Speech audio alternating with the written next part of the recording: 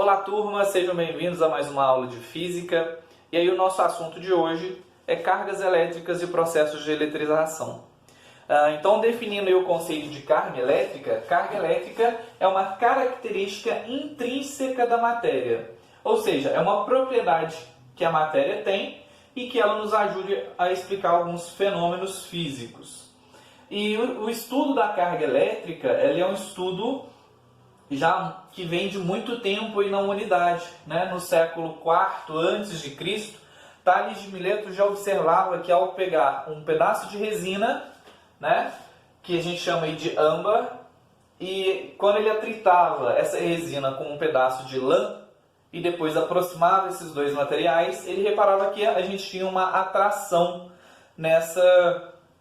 nesses dois materiais. E aí, somente muitos anos mais tarde, em 1905, que Joseph John Thomson, a partir de alguns experimentos, descobriu a existência do átomo. Né? Átomo aí, que a gente traduz essa palavra, né? Se a gente pegar a etimologia dessa palavra, a gente descobre que átomo significa indivisível. E aí, até naquele momento, acreditava-se que essa era a menor porção da matéria.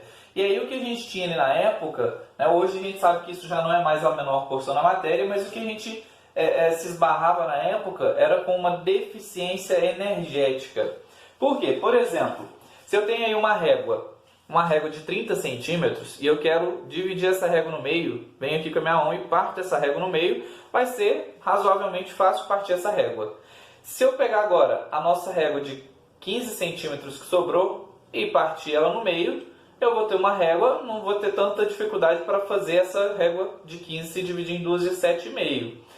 E aí eu vou pegar de 7,5, vou querer dividir em uma régua menor, né, na metade, e vou fazendo isso cada vez mais. Ou seja, a gente repara que quanto menor é essa régua, né, no meu exemplo aqui da minha analogia, quanto menor vai ficando o tamanho dessa régua, mais difícil vai ficando para que ela seja dividida. Ou seja, mais demanda força de mim e mais demanda energia de mim.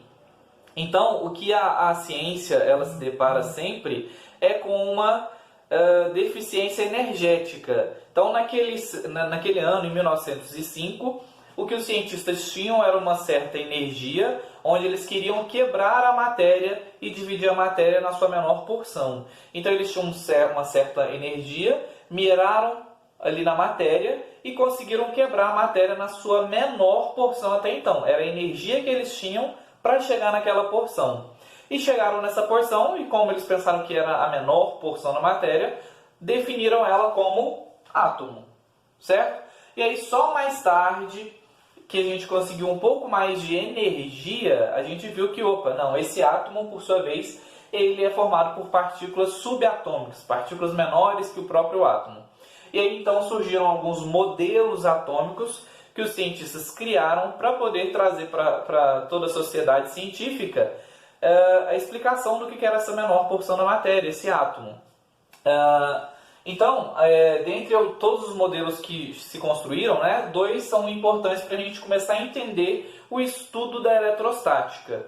E aí o primeiro deles, aí, que foi formulado por Joseph John Thomson, conhecido como pudim de passas, ele acreditava que eu tinha o átomo como sendo uma massa, onde ele definiu como sendo essa massa uma carga positiva, e incrustado nessa massa, como se fossem passas incrustadas no pudim, ele definiu isso como sendo cargas negativas. Então, assim, isso aqui é muito semelhante hoje, que pudim de passa é meio complicado da gente observar o que é um pudim de passa na nossa realidade hoje. Mas a gente pega aí, por exemplo, um panetone. Um panetone é aquele pão, né, que tem uma massa e incrustado nessa massa eu tenho as frutas cristalizadas. É semelhante a esse modelo aí que o Joseph John Thomson propôs para o modelo atômico. Então, a massa do pão teria uma carga positiva e as frutas cristalizadas seriam como os elétrons com carga negativa, certo? Então, outro modelo atômico muito importante para a gente é o modelo de Ernest Rutherford, que propôs para a gente o seguinte: eu tenho um núcleo, né, muito bem definido, separadinho lá no centro, E orbitando esse núcleo, eu tenho outras partículas. Então ele definiu como eu tendo um núcleo, ok? E a gente sabe que hoje esse núcleo ele é composto por duas partículas, né? Partículas de dois tipos, que são os prótons e os nêutrons. Os nêutrons só foram descobertos mais tarde, ainda não foi nesse momento. Né? Eles só surgiram aí para uma explicação da coesão, do porquê que próton e próton estão juntos ali no núcleo, eles não se repelem, né? Mas isso aí é uma outra história. E aí, orbitando aqui esse núcleo, nós tínhamos a eletrosfera. E na eletrosfera nós tínhamos os elétrons. Ok? Surgindo de novo esse nome do âmbar. Né? Âmbar do grego significa elétron. E o elétron é que deu o nome a toda essa ciência, essa parte da física que estuda essas cargas elétricas e o comportamento elétrico da matéria. Então, pensando aí no nosso modelo de Rutherford como sendo um modelo padrão para a construção de todo o eletromagnetismo, a gente tem os elétrons orbitando as camadas mais externas do átomo. Então, por causa disso, a gente consegue aí retirar partículas ou doar partículas para um corpo. E aí, por conta dos elétrons estarem aqui, ó, nas camadas mais externas, é muito mais fácil arrancar um elétron do que arrancar um próton ou arrancar um nêutron ali de dentro do nosso átomo. Então, por causa disso, a gente vai definir isso, ó. Os elétrons, eles são removidos mais facilmente. Então, toda vez que a gente fizer algum processo eletrostático, que a gente vai ver daqui a pouquinho, a gente vai ver que a gente vai conseguir retirar ou doar elétrons para um corpo, por causa dessa definição, que é o modelo que a gente está adotando aí para a construção do eletromagnetismo. Bom, e aqui eu trouxe uma tabelinha comparativa entre carga das três partículas que compõem o átomo e a massa dessas três partículas. Então a gente vai definir o seguinte: o próton ele tem uma carga mais 1, ou seja, é uma carga positiva. O nêutron, como o nome diz, ele é neutro, então ele tem uma carga nula. E o elétron tem uma carga negativa menos 1. Percebam então que próton e elétron têm cargas iguais, porém têm sinais diferentes. Próton é positivo e elétron é negativo. Agora, comparando a massa, né, isso aqui eu coloquei dados de massa relativa, por quê? Enquanto eu tenho que o próton tem uma massa 1, o nêutron tem uma carga igual, então tem uma massa igual. Então a massa de um próton é igual à massa de um nêutron. Porém, quando a gente vai comparar com a massa do elétron, olha só, a do elétron é 1 dividido por 1836, ou seja, a massa do elétron é 1836 vezes menor do que a massa de um próton ou a massa de um nêutron. Então, podemos pensar aí que o elétron é a partícula mais leve que constitui o nosso modelo atômico de Rutherford. Bom, e aí, no ano de 1909, Robert Millikan ele fez um experimento e conseguiu quantizar a carga de um único elétron ou de um único próton, já que elas são iguais, então só vai mudar o sinal.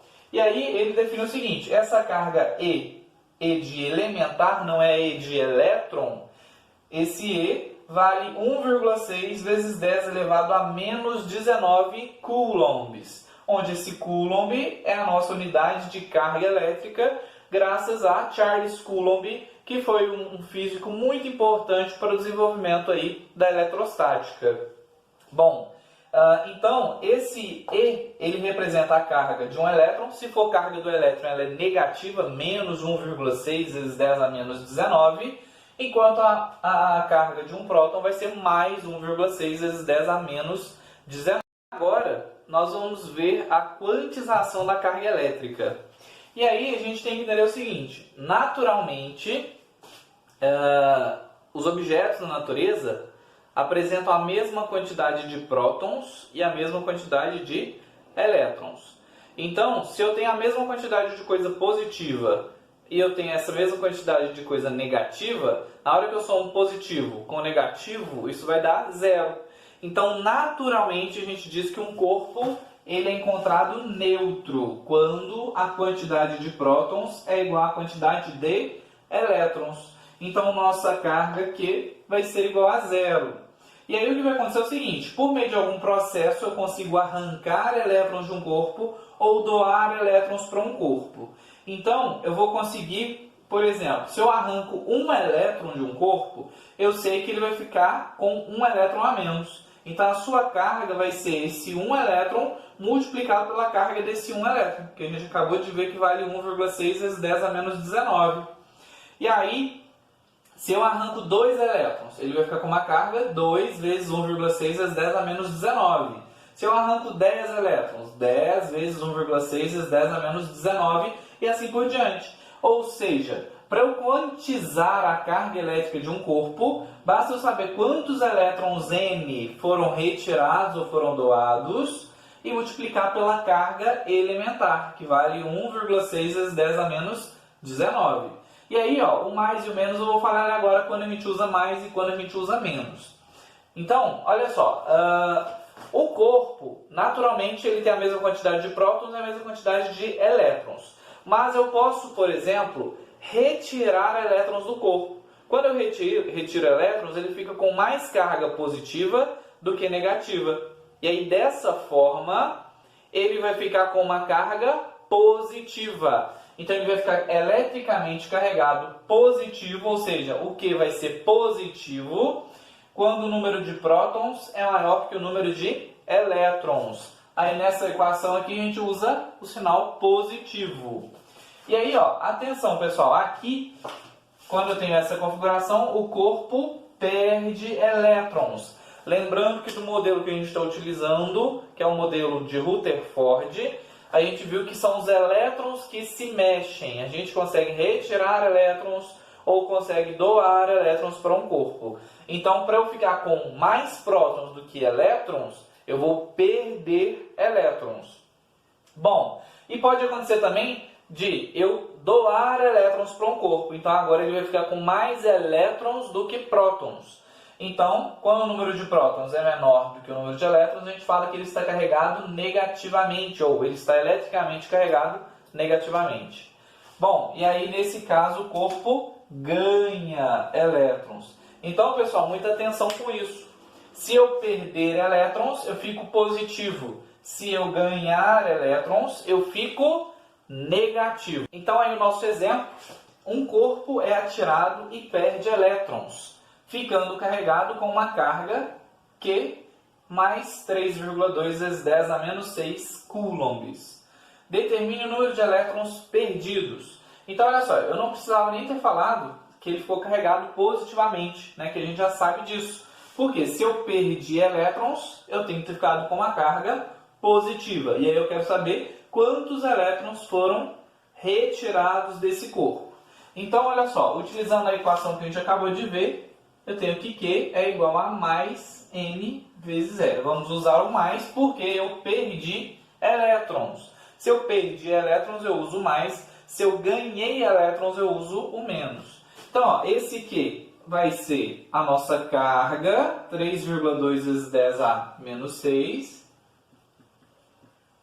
Está aqui. Isso é igual ao N vezes o E. E o E, ó, é a carga elementar. Tá, pessoal? Esse valor aqui, embora ele seja uma constante, é um valor que não muda, sempre vai ser isso, 1,6 vezes 10 a menos 19, vocês não precisam memorizá-lo. Tá? Então, quando o exercício for trabalhar com essa equação, ele vai fornecer esse dado para vocês. Então, ó, colocando ele aqui, eu tenho 1,6 vezes 10 elevado a menos 19. Então, eu quero encontrar esse N, então isolando ele, ó, eu vou passar esse 1,6 vezes 10 a menos 19 para o outro lado dividindo. Então, vai ficar assim, ó, 3,2 vezes 10 a menos 6, dividido por 1,6 vezes 10 a menos 19. Isso é igual a N. Bom, então, o nosso N vai ser, dividido por 1,6 vai dar 2, E aí, lembrando lá da nossa aula sobre notação científica, divisão de potências de 10, eu vou conservar ali a primeira, menos 6, e vou subtrair a de baixo. Então vai ficar menos vezes menos vira mais.